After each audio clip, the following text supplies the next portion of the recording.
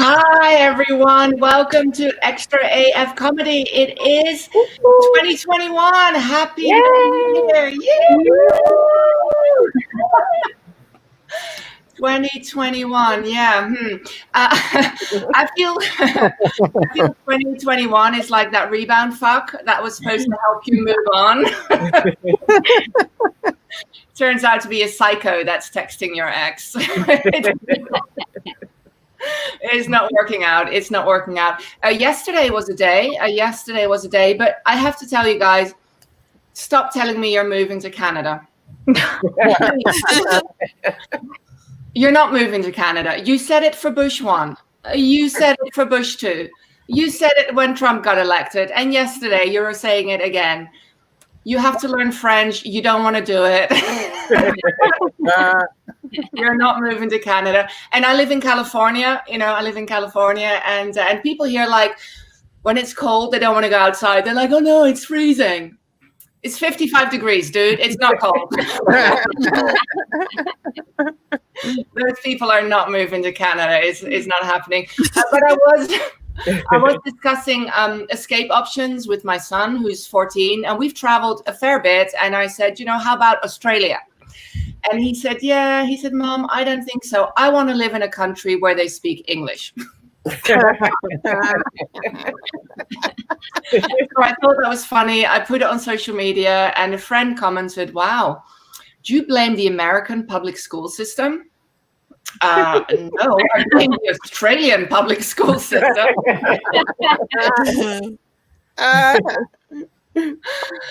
My son did get a little worried, though. He asked me if I would still love him if he became a Trump supporter. Okay, really, that's what keeps you up at night. You should try masturbation. But I also told him, I'm your mom. Of course, I love you. I'll love you if you were to become a Trump supporter. I'd have to kill you, but I'd make it quick. I love you.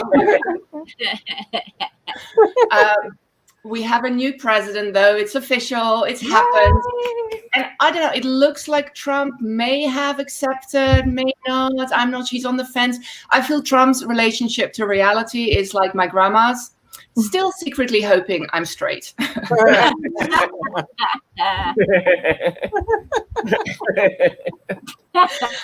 I became a U.S. citizen last year. I did that. It was a shocker. It was a shocker to find out that the country that produced the Republican Party as we now know it, that country has an entrance exam.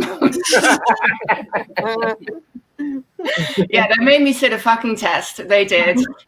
And I go into the office, and it's all very fancy, and they have the big flags and the immigration officer in his uniform behind the desk. And the first question he says to me is, "What's the rule of law?" Yeah, they asked me that. I'm like, the dude behind you in the picture behind you, he doesn't know. They're not asking that now, I don't think. They're not asking that now. I think if there's one thing that we learned during the Trump regime, is that the Constitution is not a foolproof document. It's not, shockingly, for a document created by white slaveholders. You saw that one coming, huh? It makes sense to me that the Constitution is a problematic document because it was written by straight white men with a lot of privilege, a lot of big words, and not so many good ideas. I think the Constitution was essentially written by the 1787 version of Russell Brand.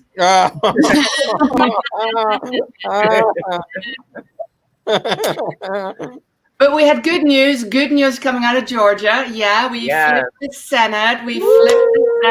Yes. And in the process, we flipped off Mitch McConnell. Yes. That makes me even happier. I phone banged for Warnock and Ossoff. That was really good. I got tired of fighting with my son, and so I chose to fight with strangers in Georgia. It was super good. I watched the debate between Raphael Warnock and Kelly Loeffler. And did you see that? No, she just is so bizarre.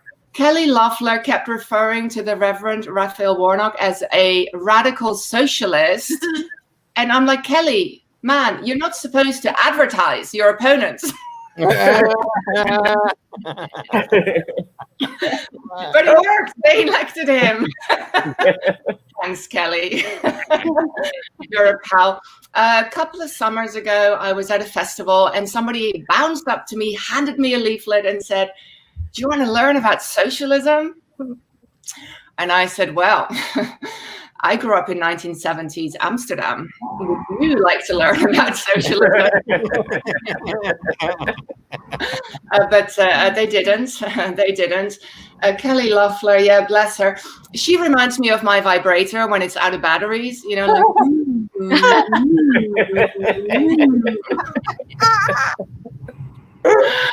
The big difference between my vibrator and Kelly Loeffler being that she has never made anybody come. Oh, yeah. Least of all me. COVID's still a thing.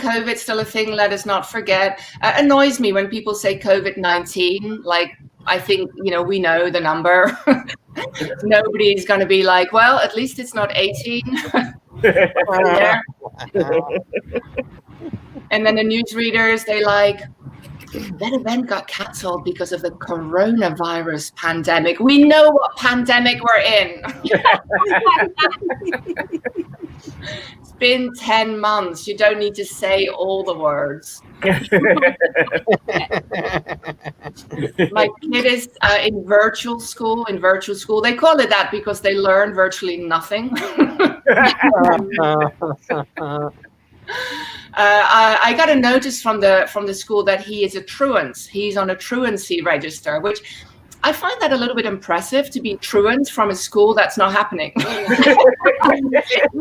that. So I asked him, and he said, well, I'm supposed to put my camera on, and I don't want them to see my room. So I'm like, what's going on in your room? And I'm not allowed in his room either.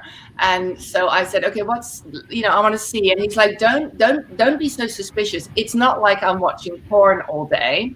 I found out that my son watches porn all day. And I'm like, why? I mean, I watch porn all day. You're allowed in my room. that shouldn't be a rule. They also sent me his report card. My truant son, he got his report card. And I'm pleased to announce that my son's average grade is the same as my favorite cup size. D. That's a D. That's a D. Keep up, people. Keep up. I'm gonna fail all of you as well. Now I have a thing for younger women. I do. I get that from my father. Bless him. Yeah. My sense of humor. I also got that from my father. Not his money. When my father passed away, I did not get his money. His younger wife. He got that. And speaking of younger wives, did you follow the Hilaria Baldwin? Did you follow that? Yeah. Hilaria Baldwin pretended she was from Spain. Unbelievable. Turns out she's from Boston. And so many questions. Like, did she pretend she was from Spain so she could land Alec Baldwin, the most ineligible bachelor in all of Hollywood? He's the guy who's on tape calling his daughter a pig.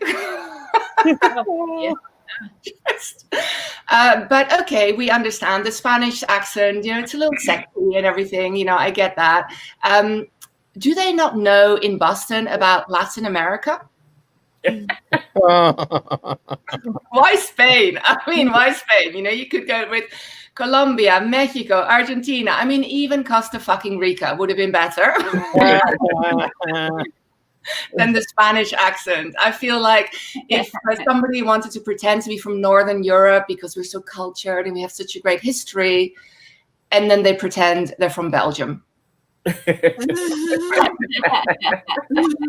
Would be the same. Nobody does it.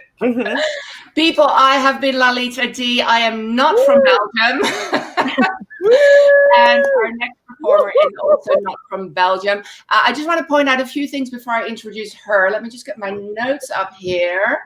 Okay, at the bottom of the screen, you can see there we have a name, and then you can see Instagram, some social media, also Venmo. So all the performers will have their social media details at the bottom of their screen. If you want to follow us, we love to get followers.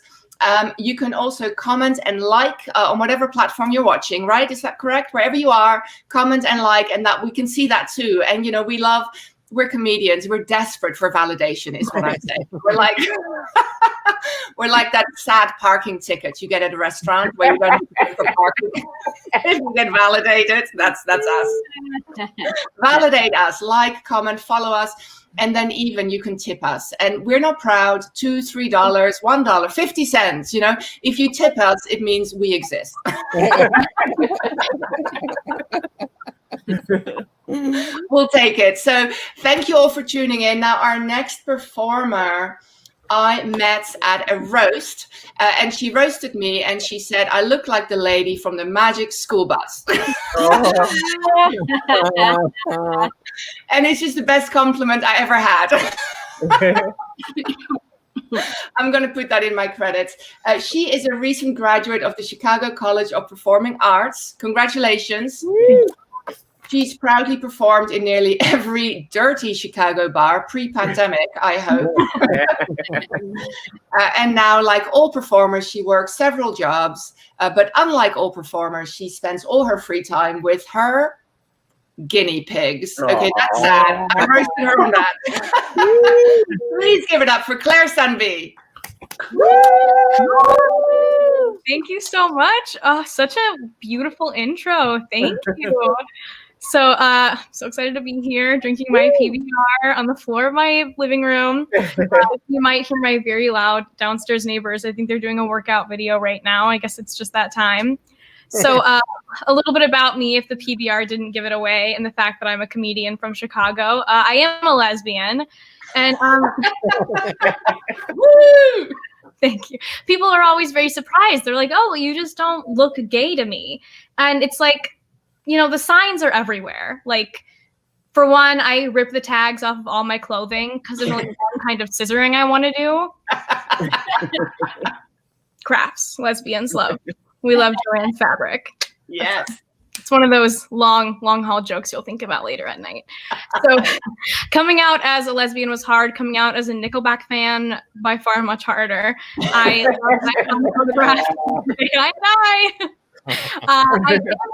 in a very serious relationship, actually. We've been together for a year and a half. We quarantined together. We've done mushrooms together. So we're at that level of psychological commitment to each other.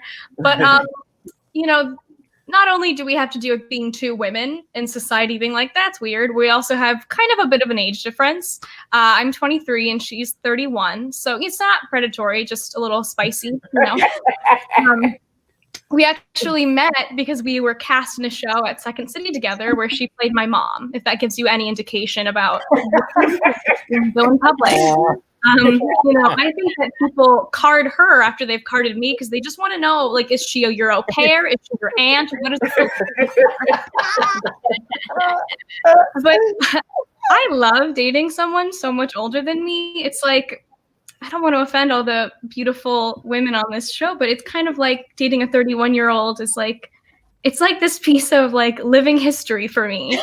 Like, ouch. The other day we were having sex, and I don't know why I thought of this, but all of a sudden I was like, oh my God, so So you probably remember 9/11. What was that like?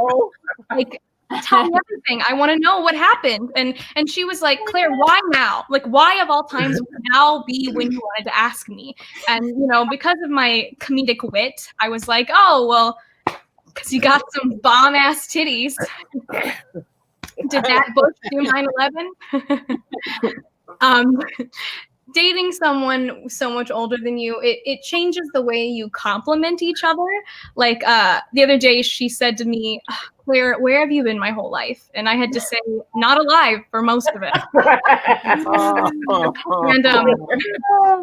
And I can't say like, oh my God, I want to be with you for the rest of my life. It's like, no, bitch, I'll be with you for the rest of yours. And then I've got some good years tacked on after that. Figure out something else. So my girlfriend's actually watching this on YouTube, and I put my phone down because I was like, I don't even want to see if she texts me. That's how in love we are, that I can go on a public platform of strangers and make fun of her. I wish that for everybody. I do live in Chicago now, but I actually grew up in Kansas. If anybody here knows of the Westboro Baptist Church. Oh. Yeah, I grew up in Westboro, Kansas. No. So being, you know, gay was like super psychologically awesome. Oh my Awesome goodness. there. So I don't go back home to my, you know, conservative area very often, to say the least. I haven't been there at all since pre-COVID. You know, like when the travel bans were happening, I was like, yes, yes, yes. Anyone else just like, thank God I don't have to see my family. But the last time that I went to Kansas, though, my parents did make me go to church with them. But the plus side of their views on homosexuals is that I got to use the disabled parking. So Oh my God. easy walk to the door. I'm not God. stretching my legs too far. Oh my goodness.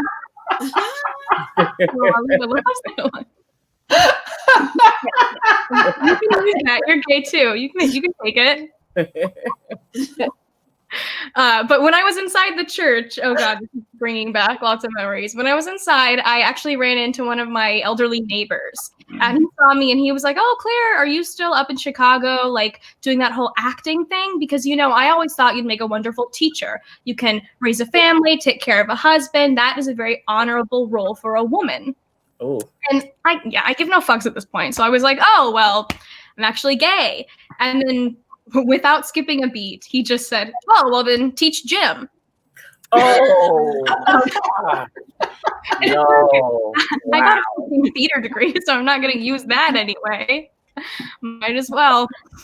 I've always had kind of a complicated relationship with church and religion, obviously, not only just because I'm a lesbian, but also because I have ask questions and curious, which they tend to look down upon. I'll never forget once when I was 7 years old and my mom had just given me the sex talk before Sunday Mass. I know, a little early, and she used like a chicken breast. She was very graphic. She should have got into like theatrics or something, because it was a spectacle. And I just remember being 7 and sitting and, you know, listening to the sermon and just thinking like, I would like to ask the priest a question. So I raised my hand and the priest came over because, you know, I was like a little 7-year-old and he probably thought I was going to say something cute, like, what's God's favorite color? But but instead, I actually did this. I opened my little whore mouth and I said, Father, if red wine is Jesus's blood, is white wine Jesus's cum?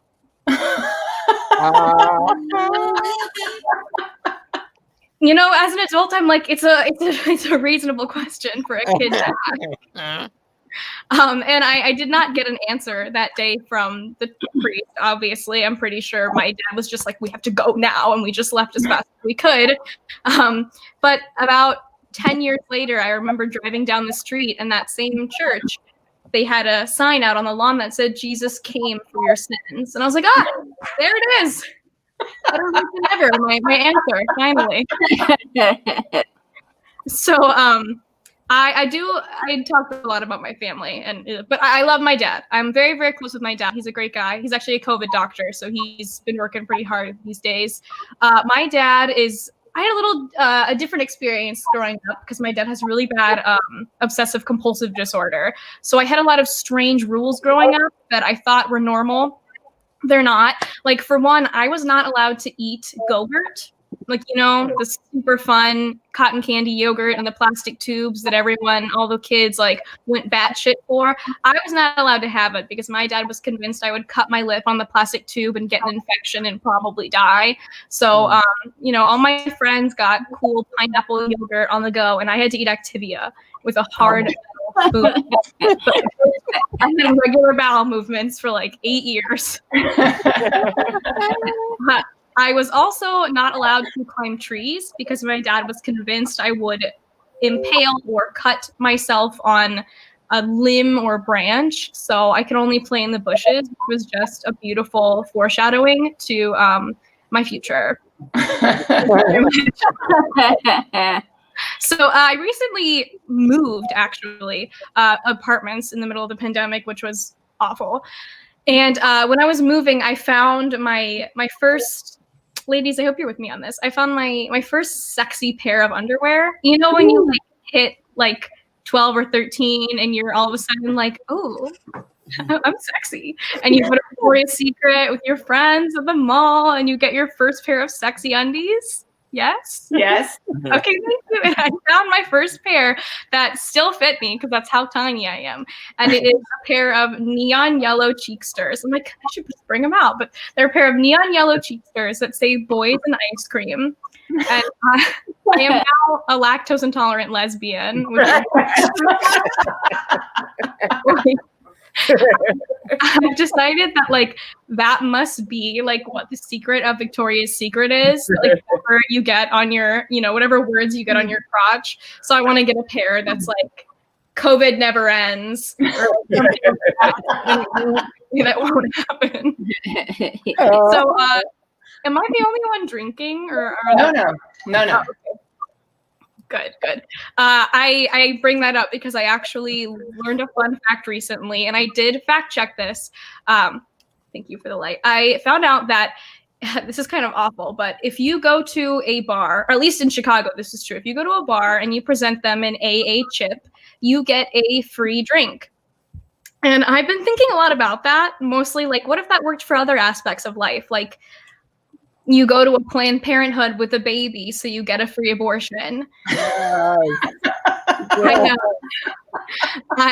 I've got a lot of abortion jokes, but they're just not really fleshed out yet.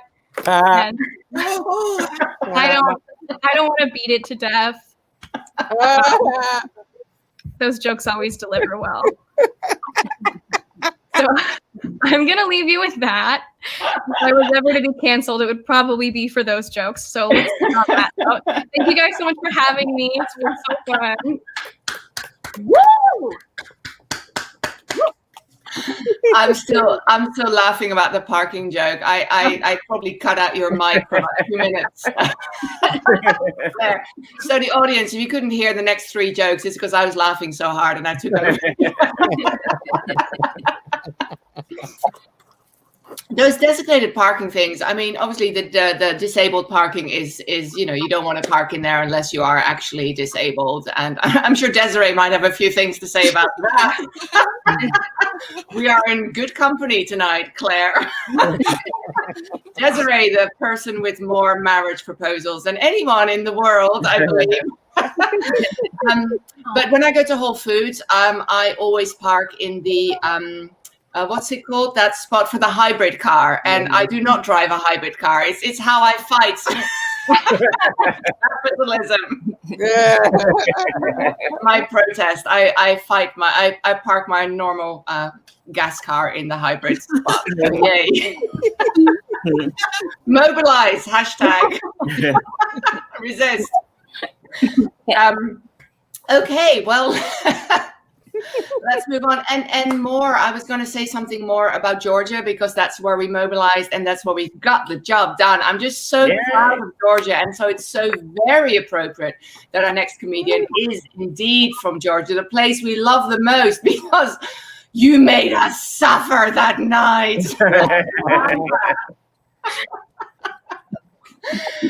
Our next comic is describes herself as a fresh new comic, but she certainly has humor that suggests that she's been on the scene for a very long time. She is indeed from Atlanta, Georgia. Get ready for a dose of Southern charm with Victoria Haynes. Woo! All right. Thank y'all, everybody. I appreciate that warm welcome. I was needing a little bit of warmth because Claire had me feeling old. Oh, my goodness. You said you don't remember 9/11. Child, I was in high school in 9/11. I was a senior. And we watched it on TV. And it's crazy because that statement made me feel older than the fact that I'm doing stand-up right now, holding a cup of chamomile tea that I got resting on my cup warmer. So you have stapled it. But yeah, I'm from Atlanta, Georgia, and I'm living in LA right now, but I'm very proud of my hometown. They brought it together. They brought red and blue together to go and flip the Senate. And that just lets me know, look, you can have unity. All you need is some Crown Royal and the right Barry White song playing. If y'all know, yeah, I know what I'm talking about right now. I'm talking about how my folks got together, actually, because that's the only thing that happened. Because my mom, let me tell y'all, she's a hippie from Washington, D.C., and my dad is a Southern Baptist from Birmingham, Alabama. Okay? Yes. When I tell you, we know how they got together, but why they decided to reproduce, Barry White got some explaining to do. Because all I know is I can read the Bible and tarot cards, and it is very confusing. Yes. You know what I'm saying? Like, I have heard of biracial, but bi-denominational, there is no support group for that. I have checked. There's nothing. You know what I'm saying? And my dad, you know, he tried to kind of get in there with my mom. He would show up to her yoga classes, but they kicked him out when he started catching the Holy Ghost. They was like, sir, we do not do that here. You just kicked that woman. That is inappropriate. So my mom, what she did is she got into the praying thing. Because let me tell y'all about Southern people, okay? The one thing that they do better than cooking is praying. So as kids, we would be sitting in the car before we would even leave for school. My mama got to pray. She'd be like, dear Heavenly Father, Yikana Elio Bashanda, in the name of Jesus, we declare that this car will start. And we'd be like, did she just do a tune-up in tongues? I ain't never seen that on the menu at Jiffy Lube. This is inappropriate. You know, but my parents were crazy. But let me tell you, my grandma, God rest her soul, I love her, but it was even worse. Going and staying at my grandma's house in Birmingham was like being on Survivor, okay? Telling y'all, 12 cousins go in, but only one gonna make it out without an ass whipping. It was the rule. Let me break it down for you, okay? We're in church. I'm 9 years old. It's my first time at Communion Sunday. I'm just trying to keep up. Now, the way they do it is you go up pew by pew, but you do not walk. Oh, no, because that's Presbyterian. In the Southern Baptist church, you got to march to the beat of the Holy Ghost. You got to march to the beat of the Holy Ghost, and you can catch the Holy Ghost. Let it go. So I'm keeping up. I'm doing my thing. But as I get to the front, I hear the pastor asking people, have you been baptized in the Holy Ghost? Uh-oh. Yes, they get communion. Now we got a problem because I ain't been baptized. And it's not like I need to take communion because I already ate. I know if I tell these people I haven't been baptized, they're going to try to do it. I never seen it done, but all I know is they were gonna dunk me. I'm 9, I can't swim, and I would rather go to hell than drown in church. So I get to the front. The pastor asked me, "Baby girl, have you been baptized in the Holy Ghost?" And I say, "Yes." I take my communion. I'm feeling amazing until my cousin, Doris Jr., she's named after my grandma, Doris Jr. grabs me. And she's like, "You lied in church and I'm going to tell." Now I'm pissed because we had an alliance. Now this chick trying to get me whooped off the island. So I got to figure out how to outwit, outplay, and outlast this chick. So I ended up letting her blackmail me for 10 years. Don't judge me. I did not have immunity. It was going to be blackmail or grandma on my black ass. So I'm living in LA now. We are all on punishment. I've been kind of doing things on Zoom to stay occupied. So I took a palm reading class. Now, there are 4 types of heart lines, and I learned that on my palm, I got 3 out of 4. Okay, so I've got the big heart, the romantic idealist, and the hermit. Now, when they're combined like that, palm readers call it the reason you're going to die alone. I was like, dang, this woman is accurate. She is about to get a tip up in here. She is good. And, you know, I don't even care. Like, I love living alone. I like being single. You know, you have plenty of time to read. I have all this cool information I know. Like, y'all know that the lifespan of a brown recluse spider is 2 years.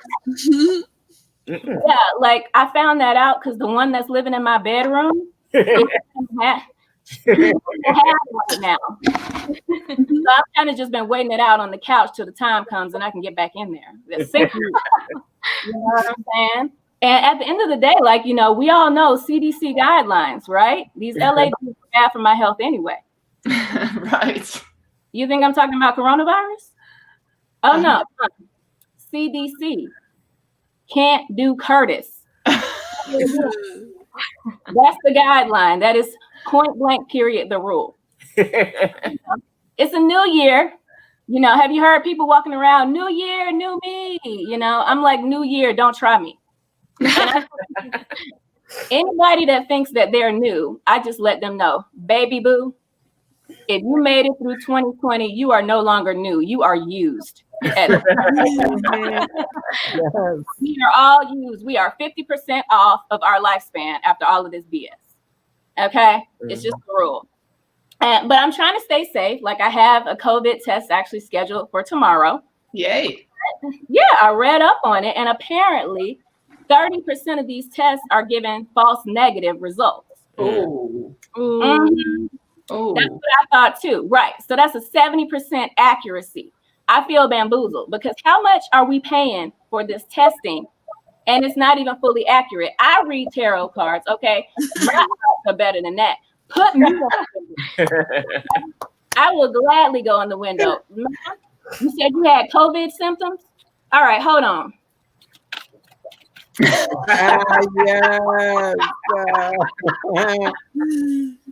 No, you ain't got it. But you do have a soulmate coming in. Good.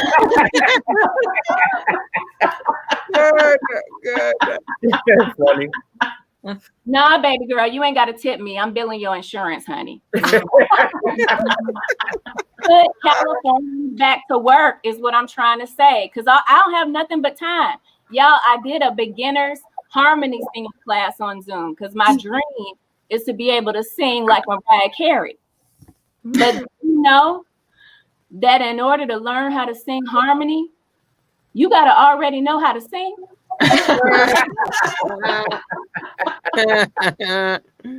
Yeah, I ain't know that either. So I went to the class. I was immediately diagnosed as tone deaf. Oh. And then the way that they let me know I wasn't welcome back is they just stopped sending me the Zoom link going forward. Oh. Apparently that wasn't for me. So guess what? All you people at karaoke that can actually sing, it's not for you either. You are ruining the craft. Okay. Point blank, period. That is for us. You know, at the end of the day, you know, you would think I have all the time in the world, but I don't because I'm working 3 jobs. 3 jobs to support 1 Labradoodle. Yeah, the full-time job, that's for bills. Okay, so that's rent, utilities, and cable. That's outside the promotional period. Second job, y'all laughing hard. Y'all got spectrum. Second job is the retirement job, saving, investing, and lottery tickets. And the third job is the weed job, because life sucks, y'all. It's crazy because as a little girl, my only dream was to grow up and be a kept woman. But as I finally matured into my womanhood, I had to take a hard look in the mirror, and I realized something. I will never, ever have kept woman titties. Kept women titties, they're the ones Alita likes. They're full. Their cups running over. I got independent woman titties. They're lightweight, durable, built for a woman that needs to learn the lifespan of a brown recluse spider. All right, y'all. I'm Victoria. Victoria, stand up. Thank you so much, Victoria. We have such a good crowd tonight, but I feel there seems to be a lot of talk about religion. I feel that's kind of becoming a bit of a theme, and I'm wondering if it's my fault. You know, I have an undergraduate degree in religious studies. Yeah, which is why I have to do stand-up comedy. You know,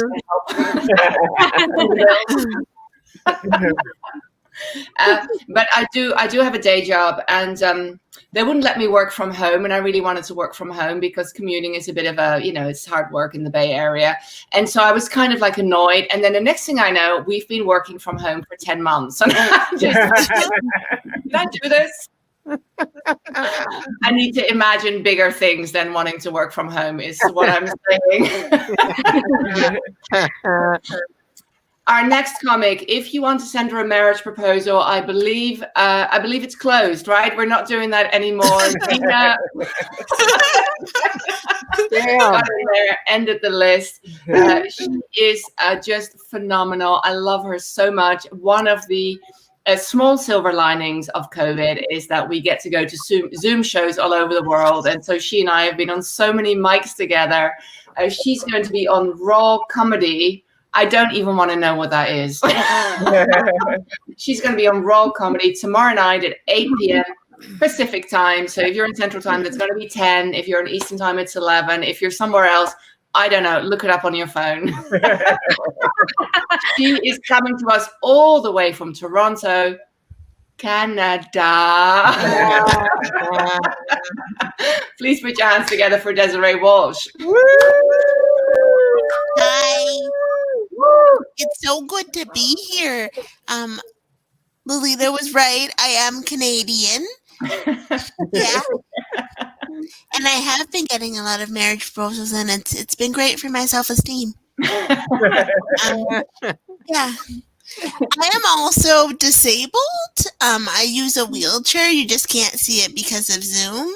I just wanted to let people know that, so you didn't think I was doing like very specific, edgy material as like an able-bodied white woman. I have noticed society treats the disabled different, and I have a hot take. No, it is my real life, and I'm actually really enjoying quarantine, and I know that sounds a little bit weird, but I really like it because now when I'm out, none of you walkies touch me. More times, apparently, I look like a shopping cart that needs to be returned to Walmart to you people. So it's been quite nice. Also, I no longer have to listen to people's stories in the grocery store about their friends in wheelchairs. Because in the before times, it was just like, I'm really sorry to hear about your friend Mark, but I don't have any information on wheelchair basketball. Also, it is midnight in a grocery store, and I am buying 3 types of cheese in Garfield PJs. I am obviously high. Please leave me alone. I am not disabled, Google, unless you have acid. Yeah. Before the pandemic, I was actually lucky enough to go on a date. Woo! Yeah. Well, it wasn't so much of a date as it was a man sat down beside me in Starbucks and asked if I had any wheelchair basketball information for his friend Mark. But I needed a win, so we're going to call it a date. And myself and this man got to talking about disability and the media. And I told this man that I wish the media understood that people with disabilities do more than go to the bank and die. And now I'm going to tell you what I do during the day. Work in the bank. I work in a bank. I have a problem. I am a living stereotype. For those who may not know, banks in Canada have really good equity programs, so they usually do hire a lot of people with disabilities, and we are heavily featured in their media campaigns. The best jokes are the ones you have to explain. If you're not given a 9-minute TED Talk after every punchline, you're doing it wrong. Don't ask any of the other comics. I am right. I like working in the bank. It's good.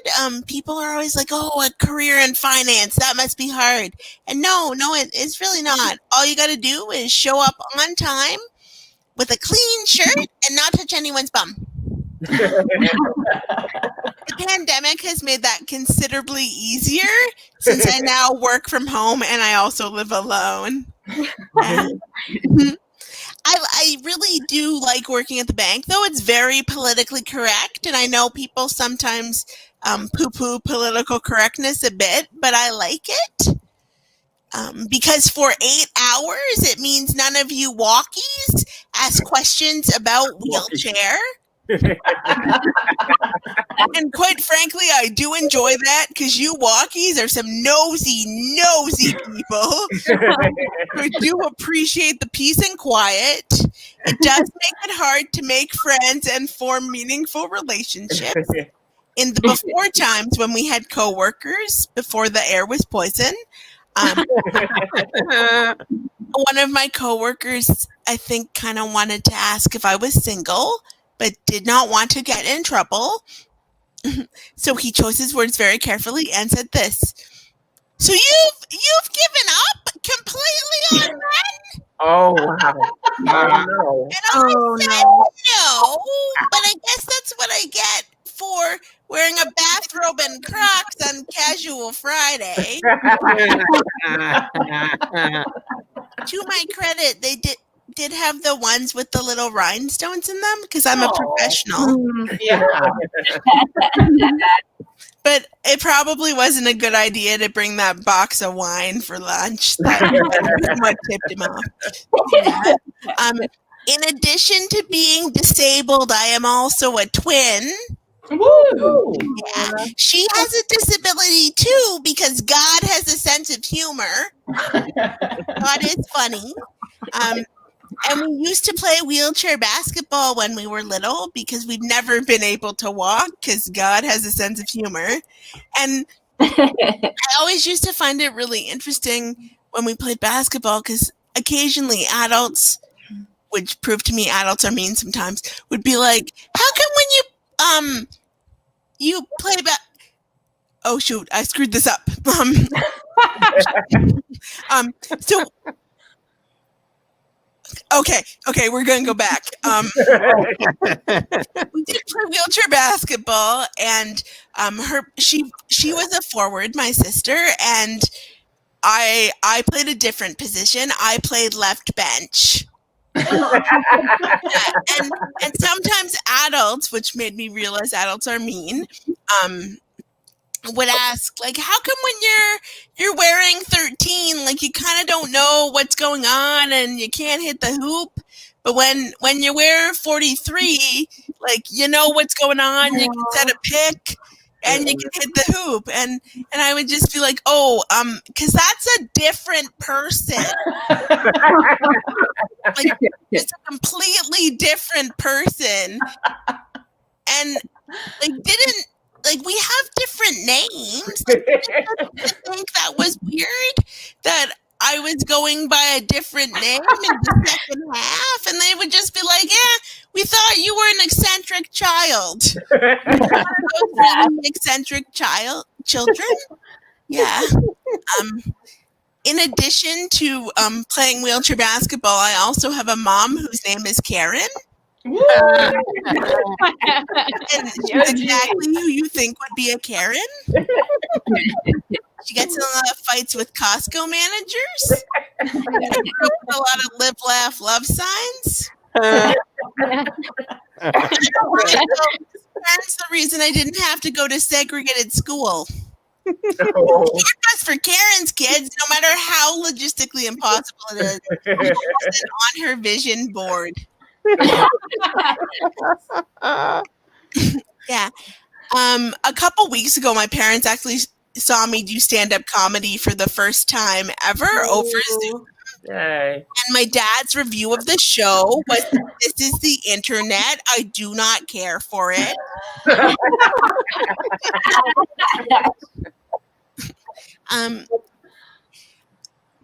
Yeah, so that my parents are great. Another story about them is when we were little, my mom took us to a doctor that effectively told her we would amount to nothing.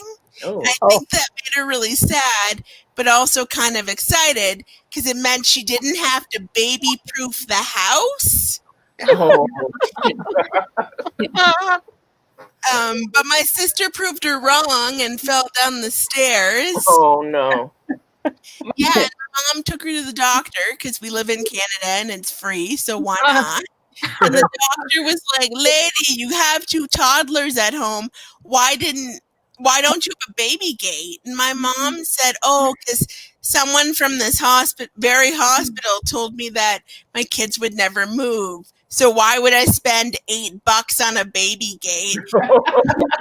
Yeah, Karen loves a deal. I mean, I get it. Like, why would you spend that money on a baby gate when you can just turn your kids over like little baby turtles and have a margarita and call it a day? Desiree Walsh.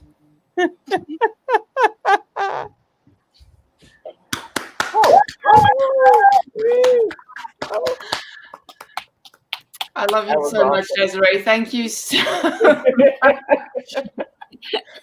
I do just want to say, I mean, you probably, of all the states, want to avoid Kansas.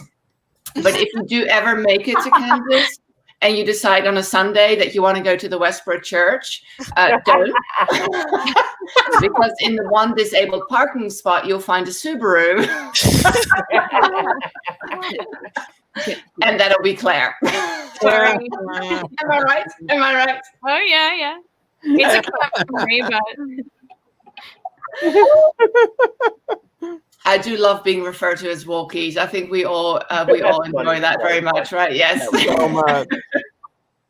Walkie privilege. There's another one, that this Karen right here has to add to the list. Can I tell you how guilty I feel about that? No. Okay, moving on. Are you ready for your headliner of the evening? I am just delighted to be able to introduce this comic to you. Now, the rest of the show might not have suggested this to you, but we do welcome clean comics on the show. We welcome them very much. They get a headline. That's why they make me host. They're like, you start. By the time it's all over, everybody will have forgotten that you even exist. Yes. This comedian performs clean and family-friendly comedy across the country. She is the most recent winner of the Gene Robertson's Comedy with Class Humor competition. I don't know that competition, but it involves big names, so I think it's very prestigious. And I just want us all to give her a big round. Yes. Thank you. And this also sounds really important. Her dry bar comedy special is scheduled to be released this year. 2021 for the win, people. Yes. 2021 for the win. Yes. Please put your hands together for our headliner, Tara Brown. Thank you.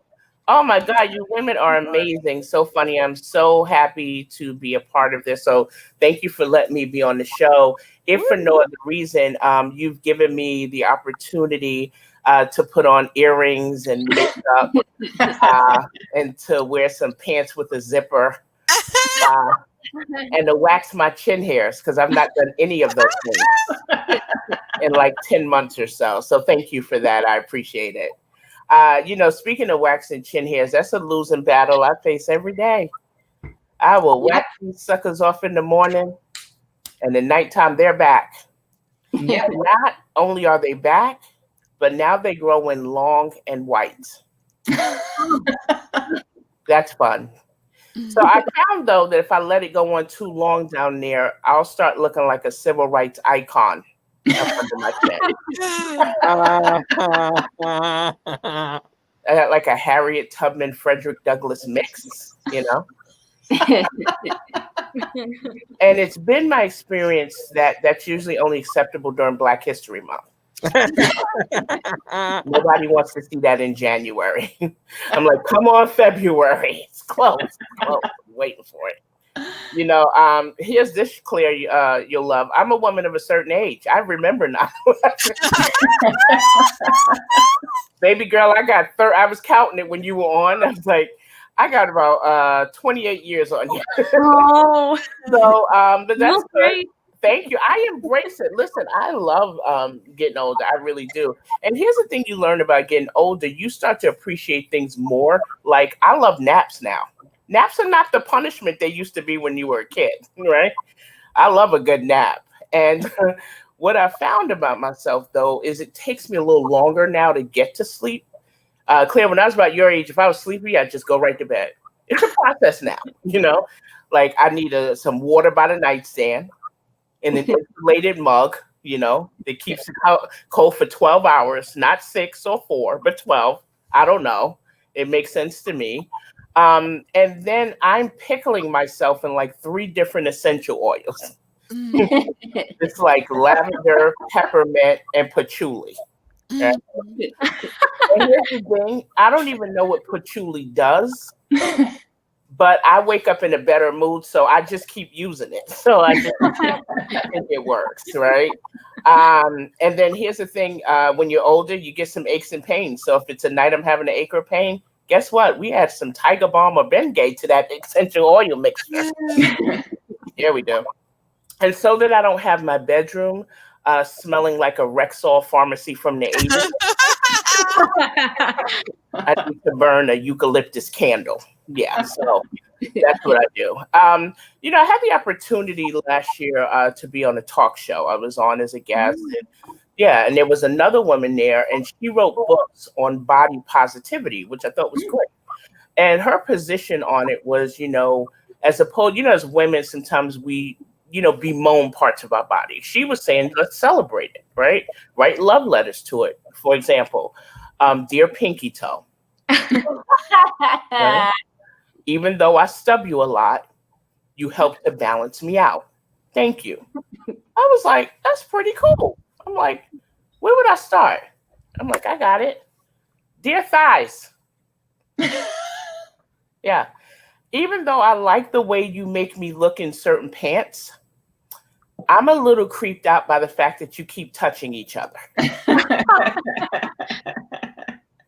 No matter how hard I try to separate you, you just keep finding your way back to each other. I just think it's creepy and weird and wrong, Right. And I would really, really appreciate it if when I sat down, you didn't expand to twice your size. But I do love you. Love you, mean it. Yeah, right. I'm a little nervous because my license is about to need to be renewed. And it's not so much about that part of it, but the eye exam freaks me out. Like, I never do so well with the eye exam because, the eyes are getting older. I don't see that well. And I usually always have to go to the ophthalmologist to, have my exam. And then I never do well with that test. Okay. They're like, okay, do you see the first line? I'm like, that's a big E, right? We all see the big E. Mm-hmm. I get in trouble when we go through lines 2 and below, right? And they're like, well, can you see anything on the second line? And I'm like, is that a lowercase e? I don't know. I don't know what you're looking for. And so my thing is, why do they even put letters on that eye chart? If this is about my driving, put things on that eye chart I need to watch out for, right? Like mailboxes and small children and Walgreens. Like that's what you should put. That's what I need to avoid, right? And, you know, I'm not nervous about the Big E. I'm a little concerned about little Timmy, who just got mad from virtual school because his mother didn't give him the right Lunchable. So he just sped off on his bike, and now he's coming in my direction. Right? I'm not looking for little Timmy. You got me busy looking for the Big E. You know what I mean? So put little Timmy on the eye chart, and I think that's what I can get away with, right? I heard a lot of you guys talk about working from home, and I was doing that at one point. Now I'm back in the office. So I don't know if you guys can remember back to the time when you worked in the office, but you ever notice how when you come in late, you try to sneak in so no one sees you? But when you're early, you want everybody to know you came in early? Like everybody? Right? Yeah. One morning I couldn't sleep, so I'm like, I'm just gonna go to work, and it's like 6:30 in the morning. I don't advise that, by the way, right? So, but I get to work at 6:30, and I found that I was telling everybody that I was there at 6:30. So I'm like, I gotta find people to talk to. So, you know, I see Mary, who's like 200 feet away from me, and I'm yelling, "Hey, Mary! Hey, girl! Yeah, I'm about to put on a pot of coffee because I've been here since 6:30 a.m." Now Mary looking at you like you crazy for a couple of reasons, because she's always there at 6:30, right? You know, she's one of those employees. And then she's wondering why you're there, because you average about 8:45 when you should be there at 8. Right?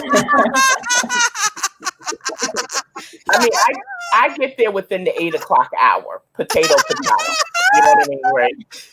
And so then you find reasons to bring up that you came in early in the office when no one's asking you. So, like, you're in a meeting, and then Mike says, you know, those projections are looking good for next quarter. And you're like, excuse me, Mike, I don't mean to interrupt, but it's funny you should say that, because this morning at 6:30 when I was here, I was thinking to myself that those projections are looking good for next quarter. So you're right. You're so right about that. Right? And then, you know, the reverse of that is true, right? When you stay late, you want credit for staying late, and you want people to know that you stayed late. So you do stupid things like send an email that makes absolutely no sense other than the fact that it's time stamped for when you should be home, but you're still in the office, right?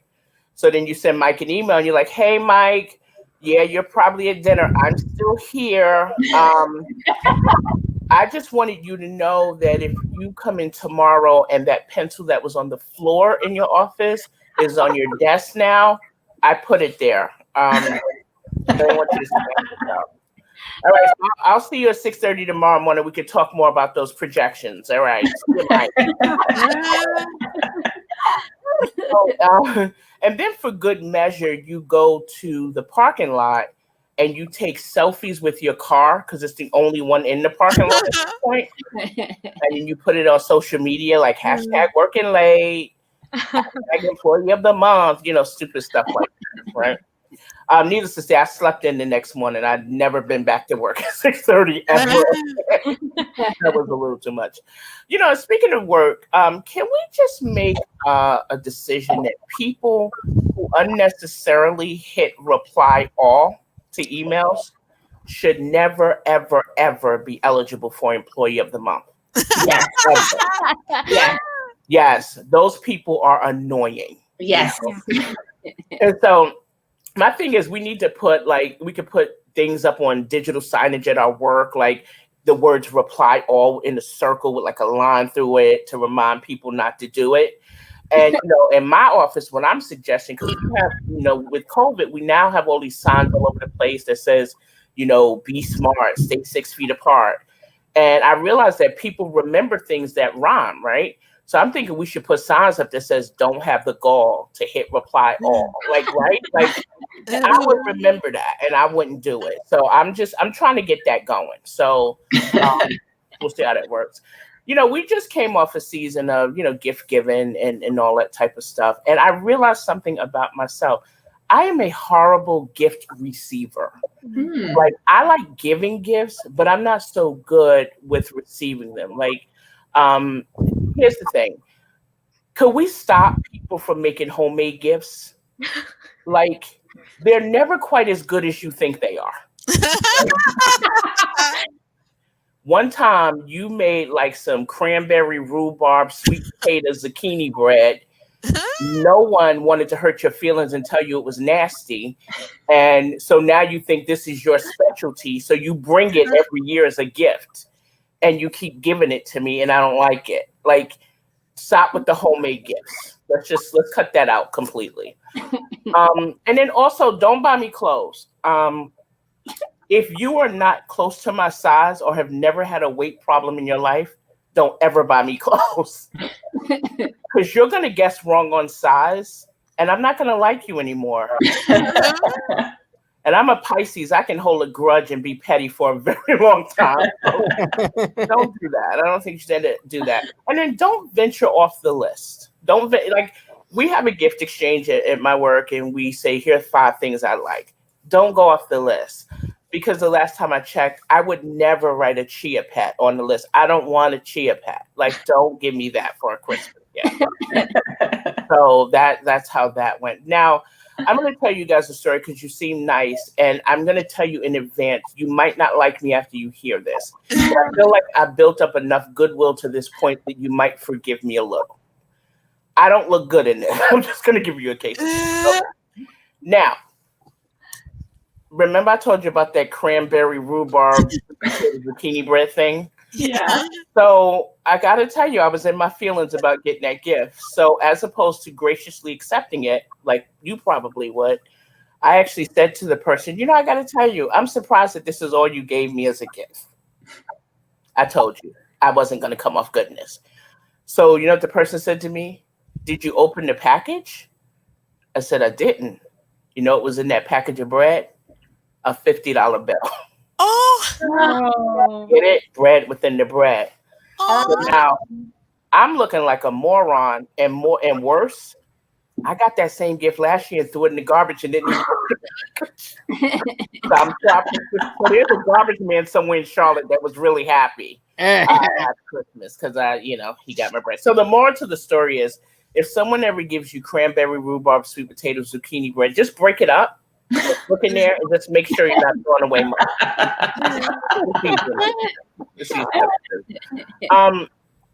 I don't know about you guys, but I miss going to concerts. That's one of the things I've missed about kind of being under quarantine. And I like music. And the one thing I love about music is like comedy, it's one of the only art forms that can bring just diverse groups of people together, right? Just side note, I remember going to like an Earth, Wind, and Fire concert, and it was so awesome to see people of different ages and diversity just having a good time connected by music. So I love music for that purpose. And, I have a varied taste in music. Like, I like Biggie Smalls because I'm from Brooklyn. And I also like Barry Manilow, right? And I feel like I've learned things from both of them, right? From Barry Manilow, I learned about this great love story between a showgirl named Lola right? And a bartender named Tony. And I also learned that the hottest spot north of Havana is the Copacabana, right? Like, sing it if you know it. At the Copacabana. The hottest spot north of Havana. Like, what is happening right now? So, I learned that. So that was cool. But I also learned business acumen from Biggie Smalls in the form of his drug selling manual, The 10 Crack Commandments. Right? Like Biggie's rule for number 7, which he says is so underrated, keep your family and your business completely separated, right? That makes sense to me. I got a couple of uncles I can't trust. I get that, Biggie. But my favorite of his is rule number 4. I know you heard this before. Never get high on your own supply, right? Now, I know some of you are looking at me like, Tara, I don't understand that because I don't sell crack, so I don't see how this applies to me. I'm going to venture a guess that all of you at one point in your life have helped a family member sell Girl Scout cookies. And those sentiments are just as addictive as crack, so you get it. That's my time. My name is Tara Brown. Thank you guys so much. Thank you. I feel we've come full circle from the heavy lesbian content at the beginning of the show to Girl Scout cookies. There you go. We couldn't have planned it better.